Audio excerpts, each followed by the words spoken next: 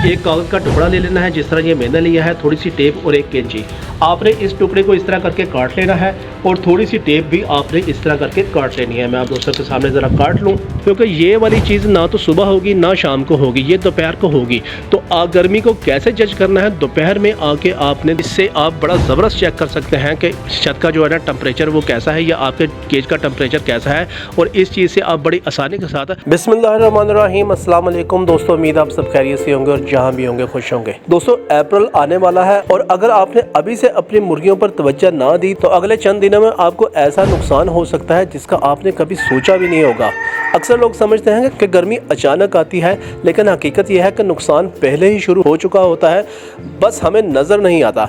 आपकी मुर्गियां आहिस्ता आहिस्ता कमज़ोर हो रही होती हैं, अंडों की क्वालिटी गिर रही होती है और फीड का असर ख़त्म हो रहा होता है। और सबसे ख़तरनाक बात यह है 80-90% लोगों को यह पता ही नहीं चलता कि गलती कहाँ पर हो रही है। तो आज की वीडियो में मैं आप दोस्तों को 12 एहतियातें बताने वाला हूँ जो अप्रैल शुरू होने से पहले आप लोगों का करना बहुत ज़्यादा ज़रूरी है, वरना एक बार गर्मी सेट होगी तो फिर आप कुछ भी कर लें, रिजल्ट वापस लाना बहुत ज़्यादा मुश्किल हो जाएगा। और ख़ास तौर पर 8वें नंबर की एहतियात और 12वें नंबर की एहतियात तो आप लोगों ने किसी सूरत में मिस नहीं करनी, बल्कि 8वें नंबर की जो एहतियात है वो मैं आपको लाइव प्रैक्टिकल करके दिखाऊंगा। बड़ा इंटरेस्टिंग प्रैक्टिकल है, वो आप लोग ज़रूर देखना। तो दोस्तों, मुर्गियों का फीड और पानी फिलहाल मैंने वहाँ से उठाकर यहाँ पर लगा दिया है, क्योंकि अब मेरी कोशिश होगी कि मैं सुबह तकरीबन 7 बजे ही मुर्गियों को फीड ऑफर कर दिया करूँ। इसकी क्या वजह है ये भी इसी पॉइंट में मैं आप दोस्तों को बताऊँगा।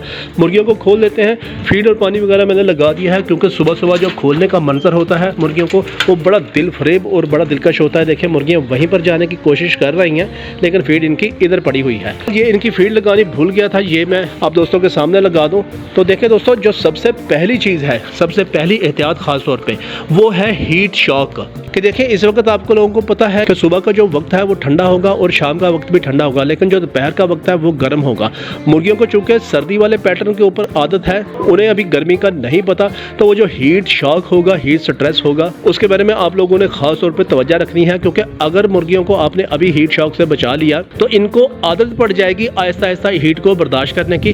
तो यकदम हीट देने से बेहतर है कि आप उनको आहिस्ता आहिस्ता उस लेवल के ऊपर लेके अभी से आना शुरू हो जाए। इसका बेहतरीन तरीका ये है कि आप लोगों ने दोपहर के वक्त 10 से 15 मिनट इनका टेम्परेचर लाजमी चेक करना है। छत पे आके आप लोगों ने लाजमी देखना है कि आपकी मुर्गियां मुंह खोल के सांस तो नहीं ले रही। आज तो खैर इत्तफाकन मौसम बहुत ज़्यादा अच्छा हो गया, आप लोगों को पता है कि बादल वगैरह बहुत ज़्यादा अभी आना शुरू हो गए हैं। तो ये जो वेरिएशन होती है पिछले 10-15 दिन से हो रही है, कभी बहुत ज़्यादा गर्मी, कभी बहुत ज़्यादा सर्दी, तो इसमें खास तौर पे आपने 10 से 15 मिनट दोपहर में आके अपनी मुर्गियों के मुंह खोल के सांस लेने वाली प्रैक्टिस को लाजमी देखना है। क्योंकि ये वाली चीज़ ना तो सुबह होगी ना शाम को होगी, ये दोपहर को होगी।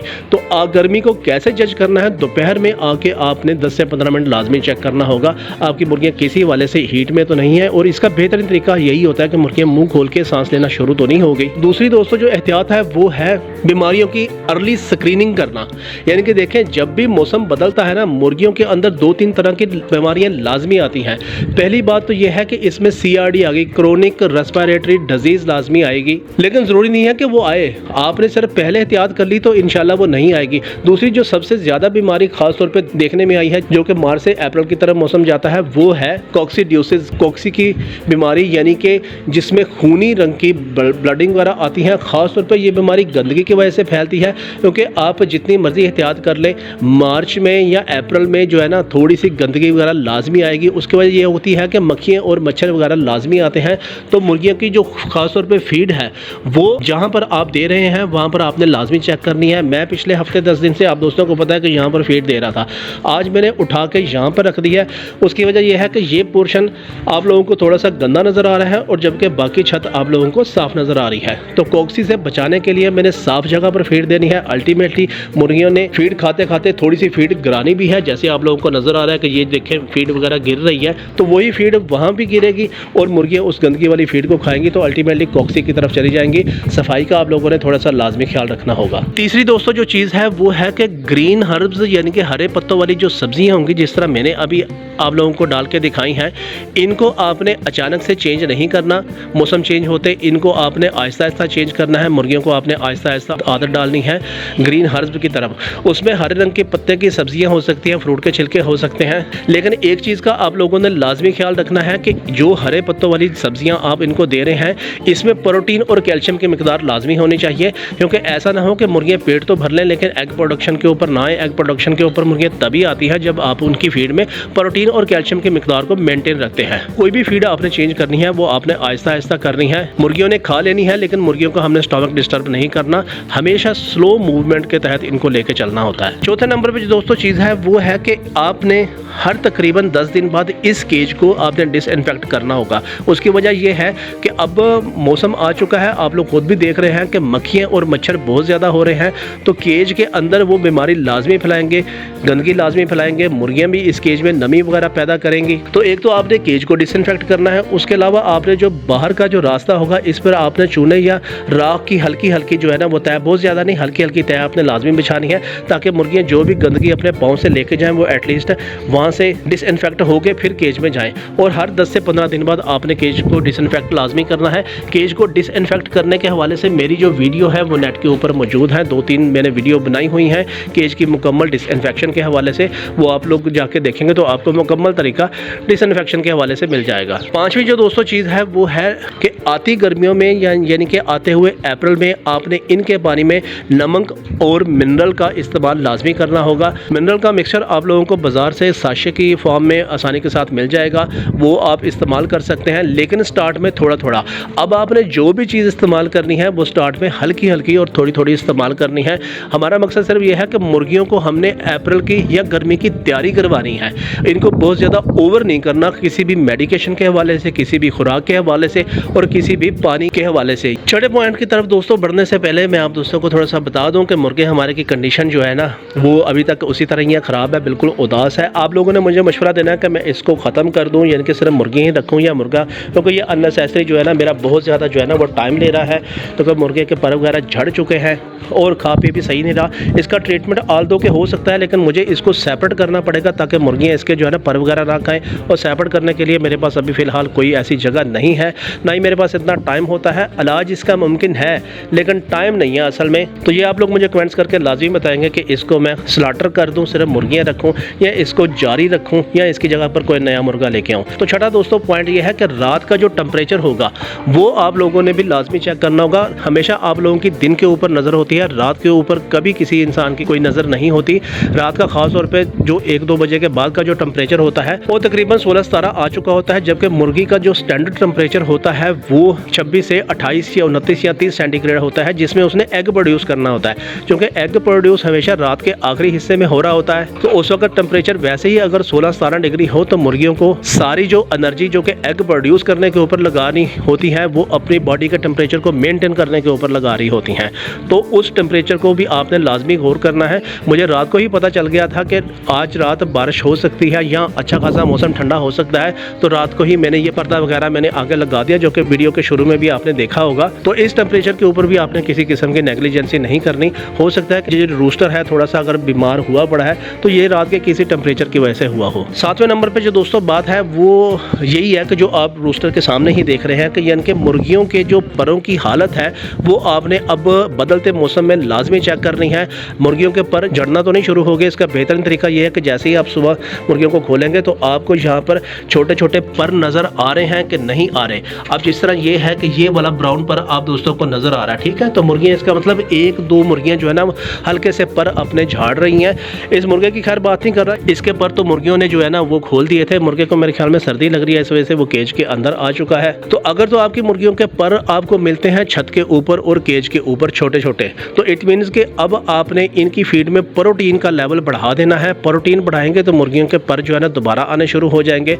और प्रोटीन का जो बेहतरीन सोर्स होता है और जो सस्ता भी होता है वो सोयाबीन के सीड होते हैं। सोयाबीन के सीड आपको बाजार से मिल जाएंगे, क्रश करके इनकी फीड में आप थोड़े थोड़े डालते रहेंगे तो मुर्गियों को इजाफी प्रोटीन भी मिलेगी, इनकी एग प्रोडक्शन भी बिल्कुल मुतासर नहीं होगी और जो पर इनके झड़ रहे हैं वो भी वापस आना शुरू हो जाएंगे। 8वें नंबर पे जो दोस्तों बात है वो बड़ी ज़बरदस्त है, बल्कि मैं उसका प्रैक्टिकल करके आप दोस्तों को दिखाऊंगा। मेरे पास ये कुछ सामान पड़ा हुआ है, इससे आप बड़ा ज़बरदस्त चेक कर सकते हैं कि छत का जो है ना टेम्परेचर वो कैसा है या आपके केज का टेम्परेचर कैसा है, और इस चीज़ से आप बड़ी आसानी के साथ अपनी मुर्गियों के टेम्परेचर को मेंटेन कर सकते हैं। तो देखें दोस्तों, इस मकसद के लिए आपने जो है ना इस तरह करना है कि एक कागज़ का टुकड़ा ले लेना है, जिस तरह ये मैंने लिया है, थोड़ी सी टेप और एक कैंची। आपने इस टुकड़े को इस तरह करके काट लेना है और थोड़ी सी टेप भी आपने इस तरह करके काट लेनी है। मैं आप दोस्तों के सामने ज़रा काट लूँ। तो आपने इस तरह करना है कि जो भी आपका केज है वहाँ पर आपने ऊपर वाली साइड पर या ऐसे करके, यानी कि तकरीबन जो भी आपकी जाली वाली जगह होगी वहाँ पर या यहाँ पर भी लगा सकते हैं, कोई भी जगह आपकी हो जाए वो आपने यहाँ पर लगा देनी है। तो अब आपके पास जो है ना ये एक बेहतरीन ट्रिक बन जाएगा, क्योंकि इसको देखने से आपको साफ पता चल जाएगा कि हमारे जो छत है या हमारा जो केज है वहाँ पर वेंटिलेशन का सिस्टम इस वक्त कैसा है। आप दोस्तों को ये साफ हिलता हुआ नज़र आ रहा है, इसका मतलब यह है कि हमारे केज में इस वक्त वेंटिलेशन वगैरह वो बिल्कुल ठीक है। तो आप कागज़ की छोटी छोटी चिट जो है ना वो अपने केज के अंदर या यहाँ पर जो है ना वो लगा सकते हैं, या जहाँ भी आपका जाली वाला दरवाज़ा होगा। जैसे ये हिलेगा आप लोगों को अंदाज़ा हो जाएगा कि एयर फ्लो कितना हमारी छत के ऊपर है और वेंटिलेशन हमारे केज में बेहतरीन है। अगर तो ये बिल्कुल स्टील हो तो उसी वाले से आपने वेंटिलेशन का यानी कि कूलिंग सिस्टम का आपने इंतज़ाम करना है। और ख़ास तौर पे मैं फिर रिपीट कर रहा हूँ कि जो दोपहर का टेम्परेचर होगा उसके ऊपर कोई नेग्लिजेंसी नहीं है। आपने एक मरतबा दोपहर में चक्कर लगा कर लाजमी अपनी मुर्गियों को देखना है कि मुर्गियाँ मुँह खोल के सांस तो नहीं ले रही। आज तो चले मौसम ठीक है, अगले 1-2 दिन में मौसम अच्छा ही होगा, इसमें तो ये ज़रूरत नहीं है, लेकिन हमेशा ऐसा नहीं होगा। अप्रैल आते ही ये वाला काम आपने लाजमी करना होगा। तो इस वक्त देख रहे हैं कि ये कागज़ हमारा हिल रहा है, इट मीन्स के हमारे जो वेंटिलेशन है इस वक्त केज की या छत की वो बिल्कुल ठीक है। नौवीं दोस्तों जो चीज़ है वो है कि अब फीड का वक्त आप लोगों ने चेंज कर देना है। जैसे मैंने सुबह आप दोस्तों के सामने अभी 7 बजे का टाइम था, 7:15 बजे का मैंने इस वक्त फीड लगाई है, और इस तरह जो दोपहर की फीड होगी वो मैं तकरीबन जब पूरा धूप गुजर जाएगी 5 बजे उस वक्त लगाऊंगा।